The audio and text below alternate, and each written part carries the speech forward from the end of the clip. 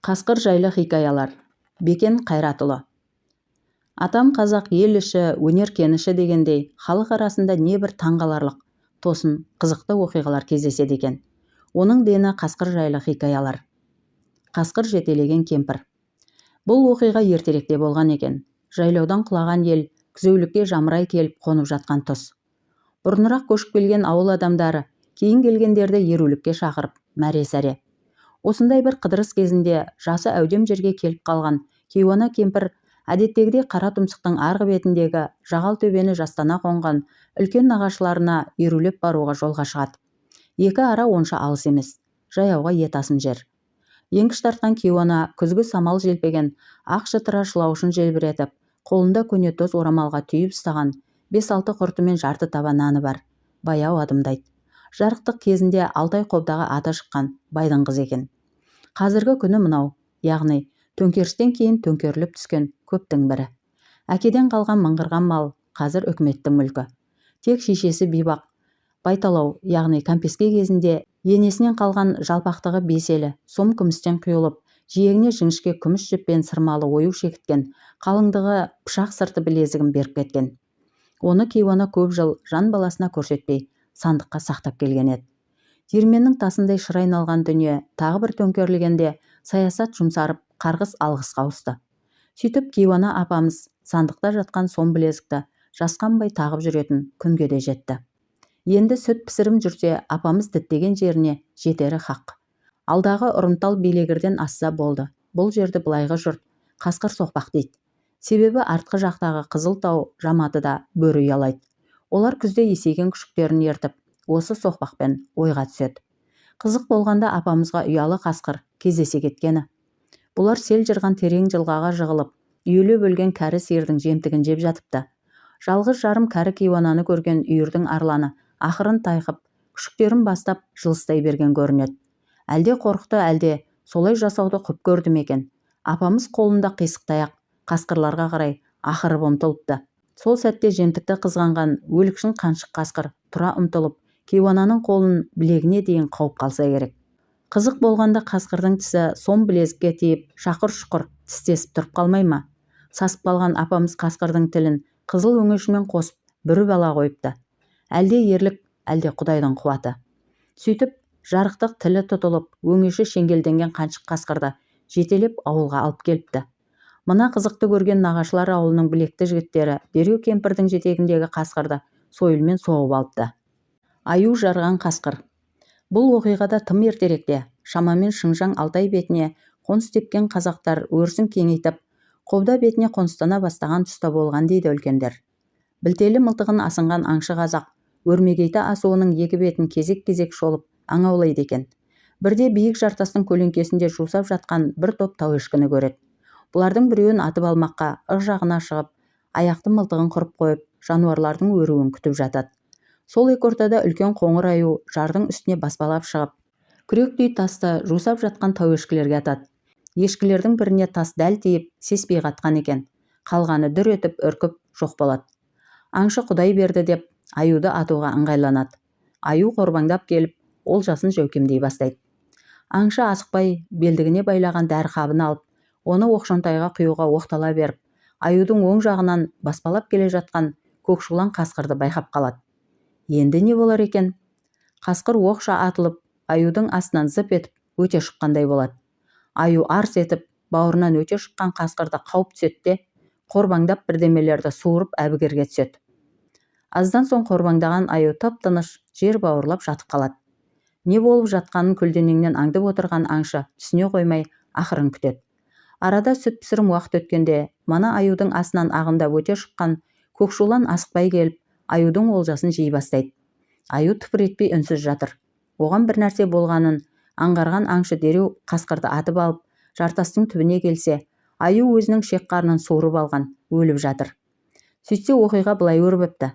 Олжасын апыл-ғұпыл жәукемдеп жатқан аңқау аюдың сырын білетін кәнігі қасқыр оның астынан өткенде жұқа шабын жарып кеткен екен. Қасқырды қабам деп арс еткен аю өзінің шала жарылған шек қарнын өзі суырып алып, ақыры өліп тынған.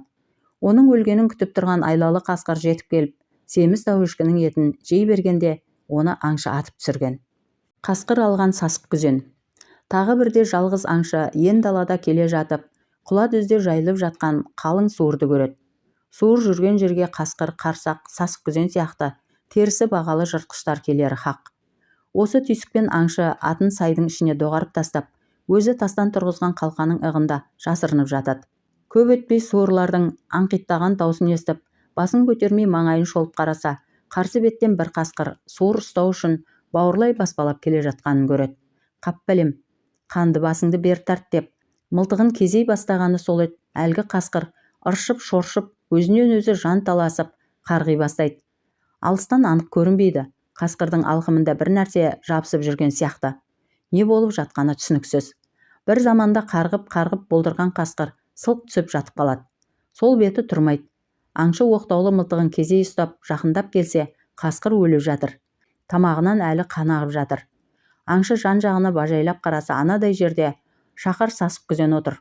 Сонда барып аңшы оқиғаның мән-жайын түсінеді. Яғни есі кетіп, суырды баспалап келе жатқан аш қасқырды сасық күзен көреді де, жеміме ортақ болмасын деп білдірмей келіп, оның тамағына жапса кеткен. Оны есіл дерті суыр болып келе жатқан қасқыр байқамай қалған. Сөйтіп, өткір тістерімен қасқырдың күре тамырын орып жіберген. Қасқыр алған сасық күзен ақыры аңшының оғынан құтылмаған көрінеді. Қарға көмілген қасқыр. Ел жақта Қабылмұрат Қариұлы дейтін сыныптас досым бар. Мына әңгімені сол айтып берді. Өткен 2000 жылдардың басы болатын дейді Қабаңдос.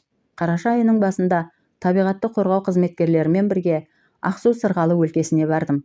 Менің міндетім қар көп жауған жағдайда жол бұзатын техниканы басқару еді. Расында бұл өлкеге қар ерте түседі. Соған байланысты таудың суыр, тараққұйрық сияқты ұсақ аңдары ойдағы хайуандарға қарағанда ерте ұйқыға кетеді. Бұл өлкеде тауешкі мен арқардың үйірі мол. Табиғат қорғаушылар қыс түспей тұрып, белгіленген нүктелерге кесек-кесек тұз тастап, қар қалың жауатын ойпаң жерге емес, биік-биік жалаңаш қыраттарға престелген шөп апарып тастайды. Қабаңдостың айтуына қарағанда, жұмысшылар ерте тұрып, тұз бен шөбін арқалап, тауға шығып кеткен. Тұрақта бір өзі қалған соң, іргеде қаңтарулы тұрған қарда жүретін көлікті міне салып, күртік қарды жиектеп, біраз жүртті.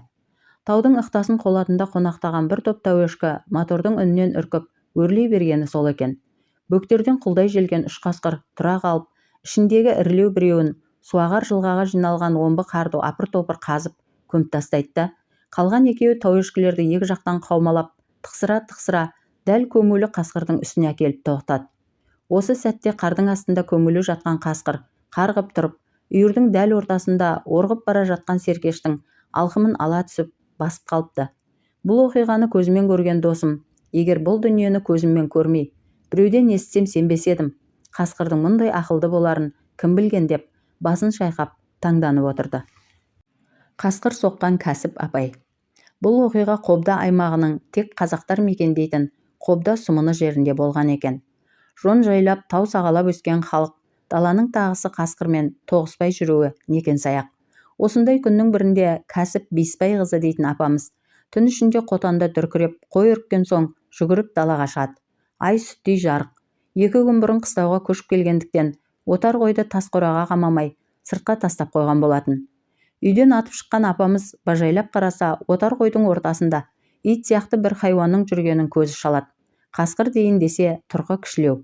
Ал иттің қотанға түсіп қой үркіткенін бұрын соңды көрмеген. Ойланып тұруға уақыт жоқ. Апамыз жан-жағына қараса, қолына іліп алар ештеме жоқ. Содан тұра ұмтылып, ақшолан иттің артқы сирағынан шап еткізіп ұстай алып сүйрей жөнеледі. Сүйреп келе жатып ойлайды: мына хайуан ит емес, ит болса қыңсылар еді. Тегі күшік қасқыр болса керек. Көңіліне күдік кірген кәсіп апамыз қасқырдың сирағын тастай беріп, қақ шекеден құлақтайды. Қасқыр бұлқынған сайын бас терісі бұлғақтап, күш беретін түрі жоқ. Бір кезде арпалысқан қасқыр кірш еткізіп, алақанын тістеп алады. Оған қарайтын уақыт қайда? Айқасып жүріп, үйде жатқан күйеуіне «Тез, тесен әкел» деп айғайлайды. Ойында ештеңе жоқ үйден шыққан күйеуі кеше ғана қойдың қиын ойған темір тесені іздеп кетіп барады. «Тез, тесен әкел! Не болды? Көрмей тұрсың ба, бейбақ? Қасқыр құлақтап жатырмын» деп астына басып алып, тыпыр еткізбей ұстап отырған қасқырды көрсетеді. Енді момын күйеу сасқалақтасын, тесені алып жетеді. Ұр тұмсықтан. Сасқан күйеуі тесемен қасқырдың тұмсығын емес, әйелінің қан-жоса қолын періп қалады. Ой, қара басқыр, мен емес, қасқыр тұр. Содан не керек, тесемен соққылап жүріп, қасқырды естен тандырады. Қасқыр өледі. Бірақ апамыздың қасқырдың құлағында қарысып қалған қолы жазылмайды. Зорға дегенде қарысқан қолын босатып, деп көршісі Оразбайға тез жетсін деп адам жібереді. Сол екі ортада қойлар тағы да дүр етіп үркеді. Қараса әлгі өлген қасқыр сүйегін сүйретіп, жер бауырлап жылжып барады екен. Әбден ашуланған Кәсіп апамыз үйден соғым соятын ағаш сапты пышағын алып шығып, Ақшуланның қарнын жарып тастап барып тынышталады. Таң жарығымен шауып жеткен Оразбай оташы дереу қасқырдың өті мен бауырын араластырып, бөрінің тісі тиген жерлерге жағып шығады да, сыртынан қасқырдың шарбы майымен орап тастайды. Аз күнде апамыздың жарасы жазылып, ел ішінде қасқыр соққан Кәсіп атанып кеткен екен. Осында келген соң Кәсіп апамызды білетіндерден сұрастырып едім. Жарықтық дүниеден өтіп кетіпті. Өзінен тараған ұрпақтары Қарағанды облысы Ақтау Теміртау маңында тұрады екен. Таяқты қасқыр. Ал мына оқиғаны айтып берген адам Шынай Рахметұлы дейтін танымал өлкетанушы ағамыз. Бірде дейді Шықаң, Сайыр тауына аң қарауға шыққан аңшылар қатар жұптасып, бірін-бірі қолтықтап қашып бара жатқан 3 қасқырды көреді. Аңшылар аң-таң. Қасқыр деген хайуан бірінің артынан бірі тізбектеліп жүруші еді. Мыналардың әрекеті қызық екен. Жүрістері де өнімсіз бе қалай? Содан аңдыған алмай қоймас дегендей, қолтықтасқан қасқырлардың ізіне түскен кәнігі аңшылар келесі белестен күтіп жатып, ең ірісін қарауылға алады. Оқ дәл қос өкпеден тиген арлан сеспей қатады. Мына қызыққа қараңыз. Қалған 2 қасқырдың бірі жосып береді де, екіншісі тыпыр етпей жатып қалады. Тәжірибелі аңшылар аттарын жақын маңға тұсап қойып, оқтаулы мылтықтарын кезеп, жақындап келсе, үлкен қасқыр өліп қалыпты. Ал жер бауырлап қаша алмай қалған қасқырдың алдыңғы 2 аяғы жоқ екен. Бейбақ жер бауырлап жатып қалған. Артқы 2 аяғын шондайына дейін көтеріп тыпыр-тыпыр етеді. Мұндай тосын оқиғаға тап болған аңшылар анықтап қараса, бұл хайуан күшік кезінде қақпанға түсіп, содан алдыңғы 2 аяғын қиып құтылған сияқты. Содан бері 2 аяқтап күн көрген. Ұяластары мұны далаға тастап кетпей, алдыңғы 2 қолтығына көлденең ағаш жүгіртіп, оның 2 басын 2 қасқыр аузымен тістеп алып, 3-еуі қатарласа қашады екен. Шамамен осылай 7-8 жыл өмір сүрген сияқты. 2 көзі қанталап, кеудесімен жер жастанып жатқан қасқырды аңшылар атып алып қараса, көлденең таяқ ағаш тіпті жүніне оралып, қолтық етімен тұтаса бітіп кеткен екен. Осылай таяқты қасқырды атып алған аңшылар бұл хайуанның әрекетіне тамсана таңданып, ел жұртқа көргендерін айтып жүріпті. Ақтөс қара қасқыр. Менің туған ауылымның батыс жағында оншалық алыс емес, Доланқара, Жылы-қара деген тау бар. Бала кезден білемін, таудың күн беті қыстың өзінде шуақ тартып тұрады. Сол себепті де осылай аталған болу керек. Дәл таудың бөктерінде менен бірнеше жасы кіші Қуаныш дейтін азаматтың қыстауы орналасқан. Осыдан 10 шақты жыл бұрын дейді Құбекең. Қайдан келгені белгісіз Ақтөс қара қасқыр пайда болды. Өздері тым әккі, маңайдағы тайынша торпақтан түк қоймайды. Бұрын мұндай Ақтөс қара қасқыр көрмеген ел аң-таң. Біреулер бұлар қасқыр емес, жабайы ит шығар дейді. Қысқасы нақты жіп таға алмай қиналады. Содан Бердіхан деген аңшы қақпан құрып, қасқырдың бірін қолға түсіреді. Кәдімгі қасқыр. Екіншісін аңшы Жәнібек атып алады. Бұл жігіттер қасқырдың қара терісіне қызыққан сияқты. Кешікпей бұл қара қасқырлардың да сыры ашылыпты. Жаңағы Долан таудың теріскейіне қыстау салған Кеңшілік деген қойшының атақты қасқыр алатын Құтпан атты Ақтөс қара иті бар еді. Осы ит 2 жылдың алдында жоғалып кеткен болатын. Кеңшілік қария тап бір атан түйесі жоғалғандай қайғырған екен. Артынан анықталғандай, Құтпан Қатубелдің жонында ылыққан қасқырлармен бірге жүргенін мал отарлатып барған қойшылар көрген екен. Қысқасы батыл төбетті, ұйыққан ұрғашы қасқыр ертіп кеткен екен. Ақыры ана Ақтөс қара қасқырлар Құтпанның күшігі болып шықты. Жуас қасқыр. Бұл да бір заман еді-ау. Кеңес үкіметі төңкеріліп түсіп, әй дейтін әже, қой дейтін қожа жоқ, дүниенің астан-кестеңі шығып жатқан кез. Сонау 1993-тің тақырланған тауық жолы тұғын. Қараша айының соңғы парақтары қырқылып, сүреңсіз желтоқсанның сұрғылт бұлты қоюланып, әне-міне терістен орай соғатын сырғыма ақ боран басталатын сыңайда. Аспанның толғағы ауырлап, еңсені көңілсіз зіл басқан күндердің бірі еді. Жиегі қырқылып ақтазданған, әрі ыстанып түтін иісі сіңген, түлкі тымағын милықтата киіп, Кәдең шал сыртқа шықты. Желді күнгі көлдің толқынындай қатпар-қатпар әжімін тырж етіп аспанға қарады. Япырмай, мына күннің ашылатын түрі жоқ. Қосындағы балалар не болып жатыр екен деп, совхоздың жылқысы қыстайтын күрең адыр жаққа қарап ұзақ тұрды. Заман осылай құбылады деп кім ойлаған? Көрген түс сияқты өтіп жатқан өмір. Кәдең жыл жарым бұрын екі отауын жетелеп, әулеттің қара шаңырағын бастап, ата мекеніне, сонау Алтайдың арғы бетінен көшіп келген. Алғашында совхоздың бір отар саулық қойын бақты. Жаз жайлауға шықты. Қобданың боз талынан иіп жасаған, уығының қары боз баланың білегіндей 6 қанат ақ үйін жетімтөбенің бауырына тікті. Сарысудың кебер арнасын жағалай қонған шопандар Кәдеңді ерулікке шақырып, мәре-сәре жазда өтті. Қыркүйектің аяғында күзеулікке келіп қонды. Құдайға шүкір, малдың бабын бір кісідей біледі. Саулықтарының күйі жақсы. Бірақ бір түсінбейтіні, осы қойлар мал сияқты дүркіреп тұрып, өмірі бір үрікпейді. Айдалада тоқтап тұрған жүк көлігін көрсе болды, солай қарай маңырай шұбырадай келіп. Сөйтсе ала қыстай машинамен жем шашып, жаман үйреткендіктен мал екеш малда жанын қинамай жейтін тегін тамақты аңсап, мотордың үнін естісе, азанның даусын естіген соплар сияқты елеңдеп тұрады екен. Ештеңеден үркіп қорықпайды. Қазақстанның қойы осындай жуас болады деп кім ойлаған? Мал емес, жаңа тұрпаттағы адамзатқа әлі белгісіз хайуан сияқты. Кәдең осының құпиясын таппай басы қатып жүр. Әнеу күні жайылымға шығуға жарамай, ауылдың шетінде қалған 4-5 басқа тапатал түсте қасқыр шапты. Қыста туған бөлтірік екен. Ақсақ қоңыр тоқтыны алқымдап апарып, жалғыз тартып жұқа шабын жарды да шек қарнын ақтарып жей бастады. Мына құдіретті қараңыз. Қасындағы басқа қойлар төк болмағандай пысқырып қойып, қасқырды айналып жайылып жүр. Шабдар бестісін омыраулатып шауып келе жатқан Кәдең мына қызыққа қарап тұрып қалды. Бәсе деді, бұл мал емес екен ғой. Көкірегіне біреу ине шаншып алғандай ашып кетті. Күйінгеннен болар. Ах деп бір ақырып жіберіп, атының басын кері бұрып жүре берді. Айналып артына қараса, жетім қара қозы бөлтіріктің құйрығын иіскеп тұр екен. Кәдең күні түні ойланумен болды. Бұл не сұмдық? Содан бір күні зоотехник Дәукен келді. Ертең қыстауға көшіңіз. Совхоздан адамдар келіп, қой шағылыстырылады деді. Түсінікті, қазан айы орталап қалды. Күйек алатын болғаны ғой.